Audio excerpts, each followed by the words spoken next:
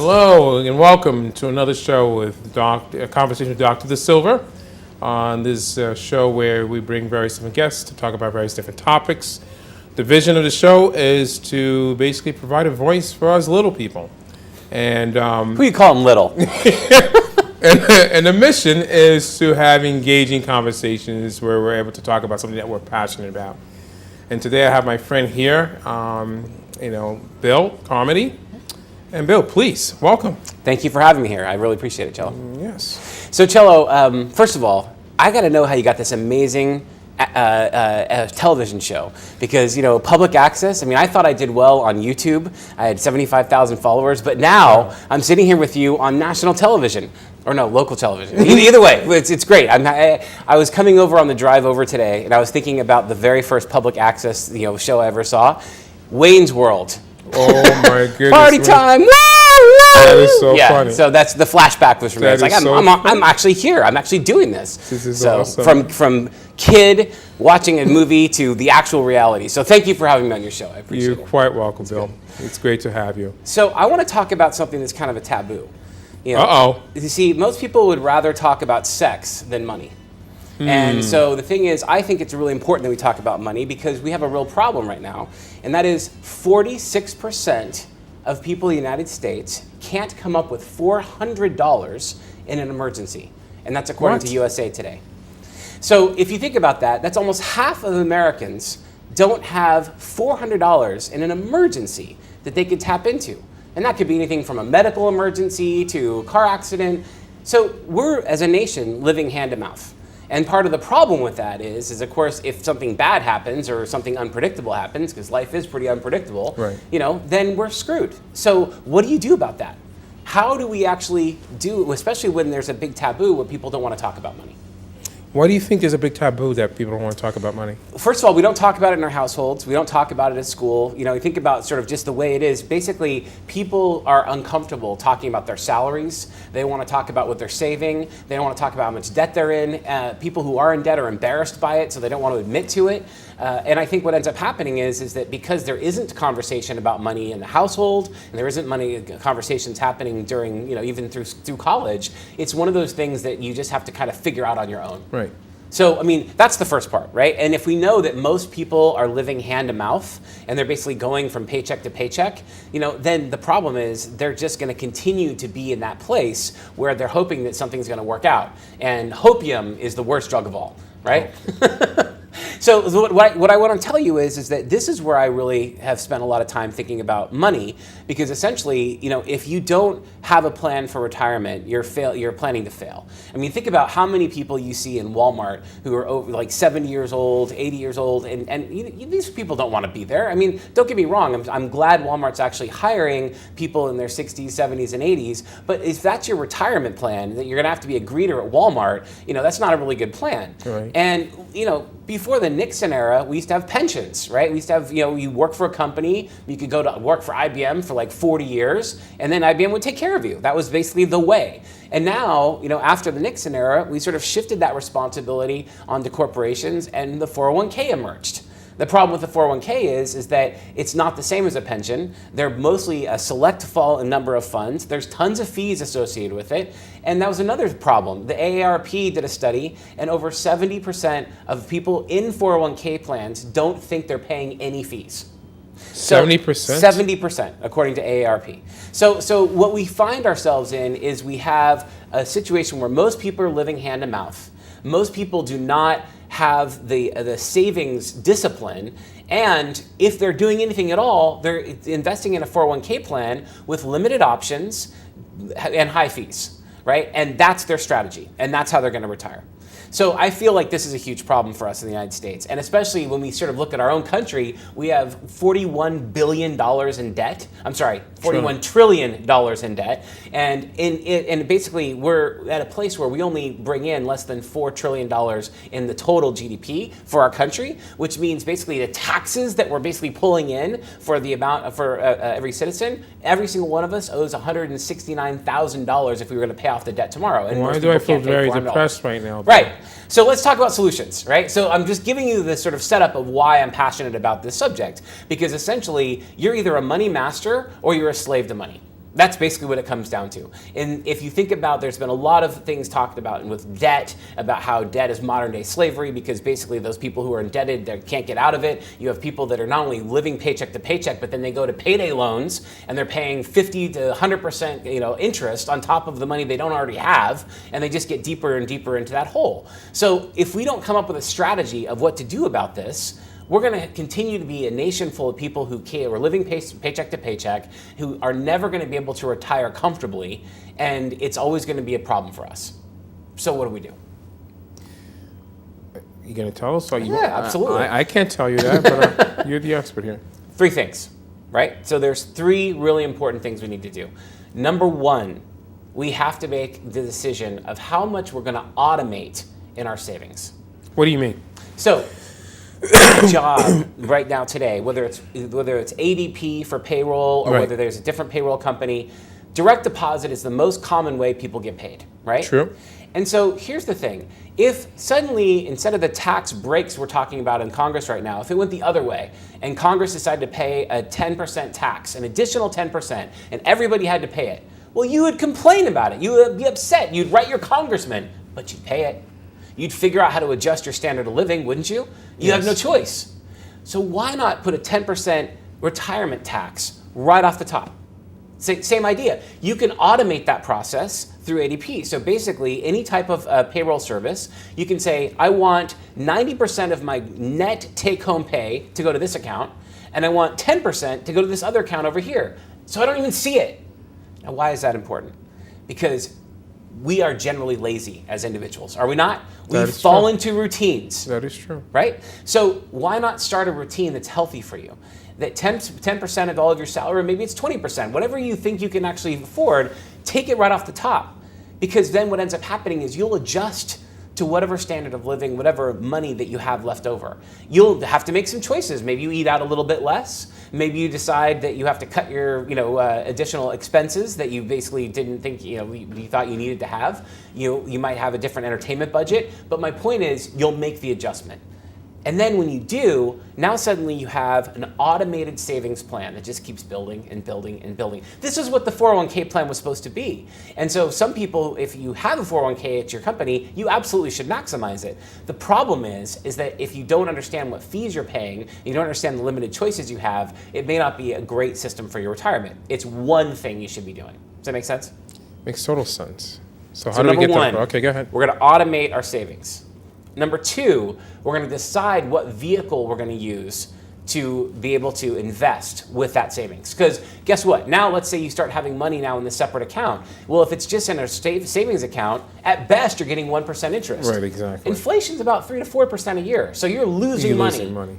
So that can't work, right? So then you have to decide, am I going to go into real estate? Am I going to basically do stocks and bonds? What are my sort of options from an investment perspective? Now, the thing is, if you don't know about real estate and you don't want to be a landlord and you don't want to manage tenants, for many people, that's how they make their wealth, and I more power to them. But for me personally, I look at it sort of the stock market is a great place for you to be able to invest and be able to get the kind of returns that you're looking for. But here again, people, that's not their day job. Their day job is doing whatever else they're paid to do. And so oftentimes they get really confused about whether should I buy and hold? Do I just buy a bunch of Apple stock and hope that the stock market goes up?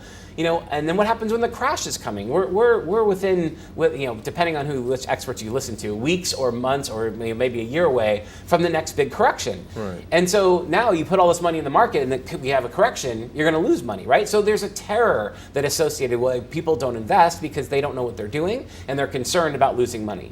So there's something called a fiduciary. Now this is different than just a straight up financial advisor, but this is very important to understand the difference.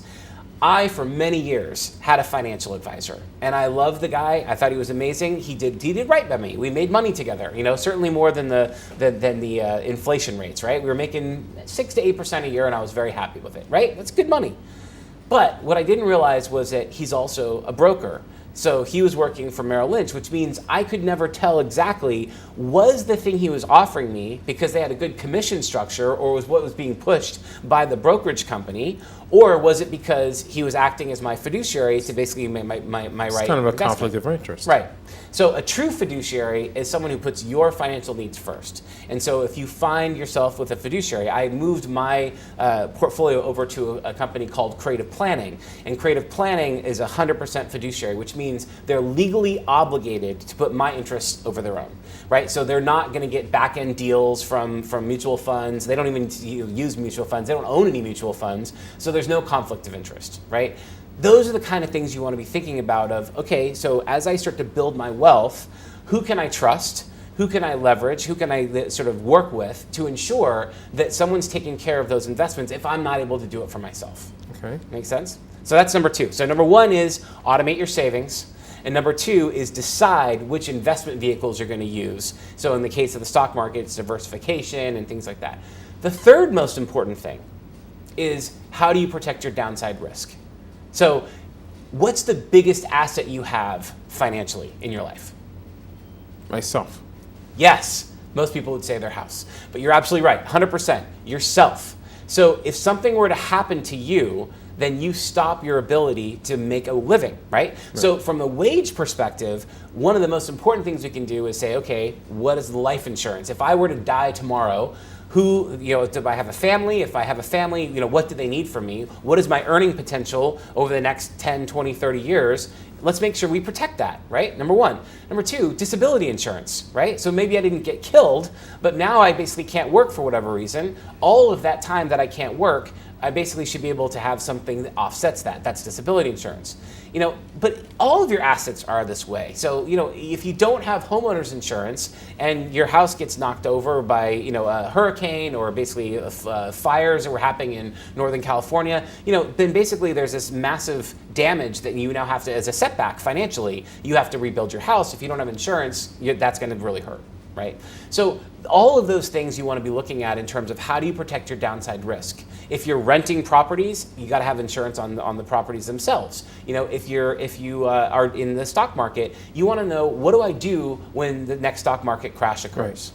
Right? So from that perspective, it's how do you limit your downside risk? How do you hedge against the different strategies? So you want to have something that basically is helping to make sure that you're not going to find yourself where you're wiped out based on all the investments you have. And that's exactly, think about the poor employees of Enron as an example. Some of these people in their 401k, they only invested in Enron stock. I know a guy who basically had over $2 million that he was ready to retire before Enron went down. It was 100% in Enron stock. But guess what? Because it was in this 401k plan, they had a 6-month time from when he said he wanted to cash out to when they would actually give him his money. So in the 6 months when he said, okay, there's problems here at my company, I need to basically diversify, I need to pull money out of my market, 6 months they took to basically take it out. So what went from $2 million, he got a check for $6,000. What? Think about that. I don't want to think about that. So my point is, who's going to be responsible for your wealth? Who cares about your wealth? Me. Only you. Only you. And the thing is that if you're not focusing on what your financial strategies are to save, invest, and protect, if you're not putting those things together, then basically you're at risk. And if you're living paycheck to paycheck, you're not building anything. But one thing that you mentioned earlier, Bill, it's about trust. Mm-hmm. And you have all these marketing groups showing, it's like, we're the ones, we're going to provide this for you. We're going to provide that security for you. We're going to provide that financial security for you in the future. Trust us. And what most people have known for all these years is going to a financial advisor.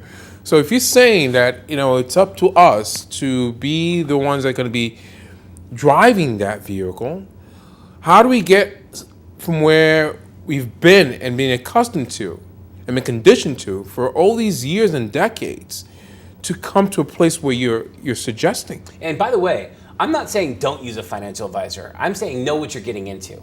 So for example, when I first went to Merrill Lynch, and I loved Merrill Lynch, they were great. They did well by me. I made lots of money with Merrill Lynch.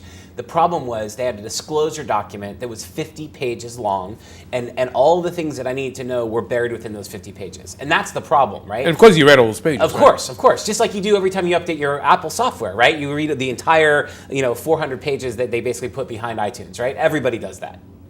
So anyway, the point is, a fiduciary is somebody who is required by law to put your interests above them, and not all financial advisors are fiduciaries. So understand that difference. And it's okay, just because they're not a fiduciary, they can still have great advice, great insights, but you always have to know, like, what fees am I actually paying to this person? Right. You know, if it's a direct 1% of my portfolio, that's one thing. But if I'm also paying commissions on top of entry fees, on top of mutual fund fees, and I mean, it's like, this gets crazy really quick. Tony Robbins put together a book called Money Master the Game. And in that, he sort of dissected all of this. And one of his partners was America's Best 401k. And one of the things they found was he was floored by how much actual fees he was paying when they actually showed him, here's how much money he was able to sort of take out from fees and put back into his employees' pockets. He estimates that he was able to put $5 million over the course of his plan back into the pockets of his employees by changing providers and reducing the fees. They went from almost 3% in fees down to, like, I think it was 10 or 15 basis points, which is like a fraction of 1%. Right? So my point is that if you are at a company-sponsored 401k and you don't think you're paying fees, you don't realize how much you're paying and how much of the hard-earned money you're putting in is going to a third party that you don't even see. Right? Because they're so nice, they take the fees out before they put their monies into your investments. Right? So how do you deal with that? Well, you combat it because you can go to americasbest401k.com and say, here's the plan I'm on, and they will tell you, not the 50-page disclosure document, they'll say, here's exactly what fees you're paying. What fees you're paying. Right? Because they Say that again? americasbest401k.com. And you basically put in your plan, you put in your company, you say exactly, here's who my provider is if you know it. They will actually go in and do all the research for you and tell you exactly what fees you're paying. And what fee are they charging for that? No, that's my point, because they're charging the 10 or 15 basis points as opposed to 2 to 3%. Gotcha. And so they're saying, look, if you switch to us, you're going to save this much money. So it's obviously within their best interest. They're charging a fee. Right. It's just a fraction of what everybody else pays. Right. Right? Okay. All right, so why am I telling you all this stuff? Yeah, why are you telling me all this stuff? I'm actually co-authoring a book called Millionaire, which will be out next year. And what I'm doing is I'm basically taking 3 parts. Number 1 is the money mindset.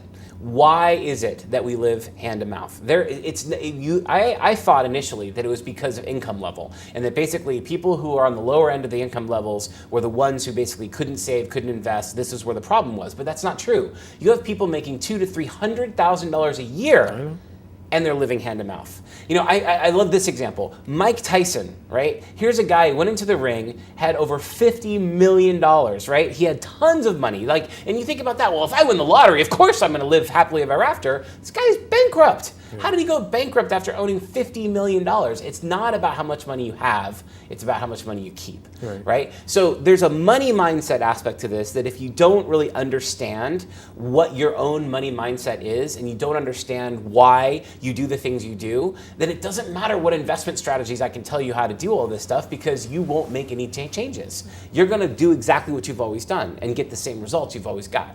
Right? Which is typically 50%, roughly 50% of Americans living hand to mouth and can't come up with $400. Right? So the first part of the book is the mindset. The second part of the book is focusing on the strategies and the tools. So it is talking about, in real estate, what are your options? Most people talk about flipping houses or rental properties.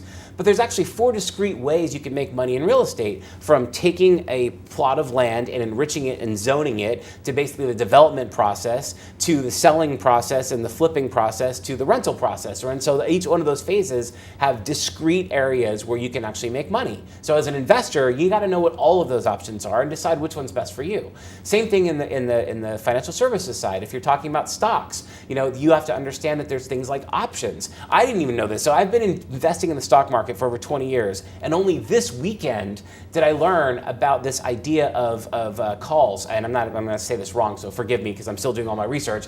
But basically, if you own a stock, you can actually sell options against that stock and get a monthly revenue stream off of your stock. Did you know that?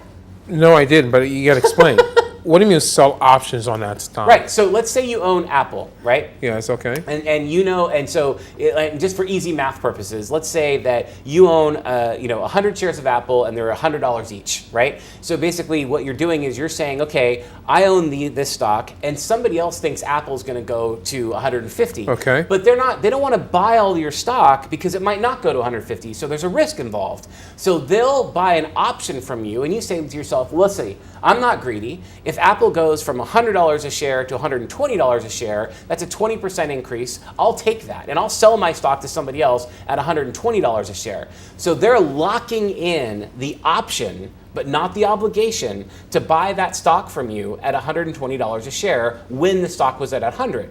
The only reason I'm sharing this as an example is if it doesn't go to 120 or doesn't go to 130, they're still paying you for that option. And so my point is you can actually cash flow stocks. I had no idea this was even a thing. But this is why the rich get richer, right? Because they know these strategies. They understand how to basically leverage options, how to protect their downside risk, how to basically sell and buy at the right strike prices. I mean, this is all what the financial advisors are really doing, is looking at all these different things and making recommendations. ETFs, for example, instead of buying mutual funds, you should be buying ETFs because these electronic trading funds are near perfect simulations of the market, which means whatever the market does, your ETF does, which means you don't have to pay all these fees for stock pickers who are guessing at whether things are going to go up or down. It's just whatever the market does is the return you get. So there's that kind of strategies you want to basically pull in, right? So that's part 2 of the book, is thinking about all those different ways you can make money and how do you invest. Part 3 is the most important part, which is your action plan, right? What are you going to do? It's no good if you read through this book, put it aside and do nothing with it, your life goes back to exactly where it was before. So the part 3 of the book is taking massive action. How do you take massive action and take to sort of not just take this knowledge that you have in this book, but actually put an action plan together that will work for you? So what percentage are you going to automate in your actual accounts? How will you invest? Which strategies are you going to deploy? How are you going to protect your downside risk? And so all that together allows people to go and be financially free. Because that's my mission. So my personal mission is I want to help 1 million people make over $1 million in the next 5 to 10 years. So to do that, I'm writing the book. I'm going to be putting together as much educational content as I can. I'm going to give it up for free as much as possible and help as many people as possible understand. Because guess what? $1 million today is middle class. It's not rich. I know. If you want to retire, you need at least $1 million in your bank account. Because otherwise, you're not going to have a comfortable retirement and you're going to end up using all your principal and you can't live off the interest, right? So these are the things people don't understand. They think if I had $1 million, I'd be set. No, not if you're not working. You're not set at all. So I want to help people understand what that looks like. I want to understand, and if you can figure out ways to put these strategies together, you will be able to retire comfortably and not have to go work at Walmart. Unless you want to. Unless you want to.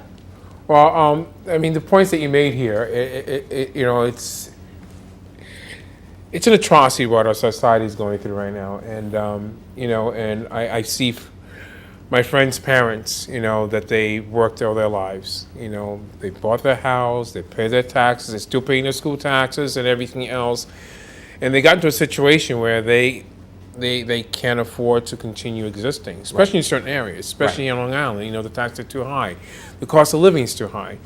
So now they have to uproot, from the community that they've been part of for such a long period of time, and they go elsewhere. And that saddens me. Yes. When people have, so what you're providing is giving an opportunity for people to just kind of escape and be the master of their money, and instead of being enslaved to their money. And that's what I see. I see more than 46% being enslaved to their money. Absolutely. The 46% are the people who can't come up with $400 with an emergency, right? So one thing I will say is that because the book comes out next year, I'd like to give your audience something special. Is that okay? Can I Please do that? do. All right, so if you go to billcarmody.com, you can actually put in your name and email address and you'll get the first chapter for free. And so that way you can actually get some of these strategies and concepts all the way up there and sort of help you get started on your financial journey. So so that way we can at least get this conversation going. And if you want more information, there's tons of stuff on there on the website as well. Well, Bill, I just want to take this opportunity to say thank you for coming on board. Thanks for having me. Yes, it was my pleasure, and so I'm looking forward to going back to our working with our youth. Bill and I are, advisors for the senior seminar. 10th, Yes. 11th, 12th graders, our congregation. It's my 9th year. It's your 9th year already. Wow. Okay. I got some catching up to do. My 4th year. And so thank you. And thank you again for another episode with Conversation with Dr. Da Silva. Thanks. Thank you.